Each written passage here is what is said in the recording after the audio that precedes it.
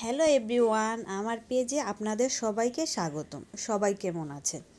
ছেলে বায়না ধরেছে পিৎজা খাবে, তাই ছেলের আবদার পূরণ করতে চলে আসলাম পিৎজা বানাতে।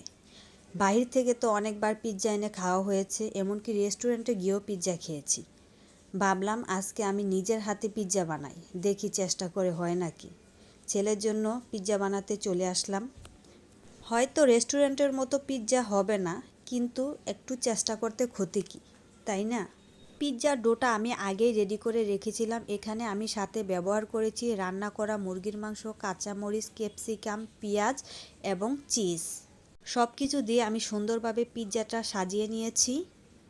এখন আমি চুলায় একটি পাতিল বসিয়ে তার উপরে পিৎজার প্লেটটা বসিয়ে ঢাকনা দিয়ে 20 মিনিটের জন্য ঢেকে রেখে দিলাম। 20 মিনিট পর দেখুন আমার পিৎজাটা হয়ে গেছে। এখন আমি পিৎজাটা স্লাইস করে সুন্দরভাবে কেটে নিচ্ছি। এটার আমি নাম দিয়েছি গরিবের পিৎজা, কারণ রেস্টুরেন্টের মতো হয়নি, কিন্তু বিশ্বাস করেন অতটাও খারাপ হয়নি, ভালোই হয়েছে। আপনারাও বাসায় এরকম পিৎজা ট্রাই করে দেখতে পারেন।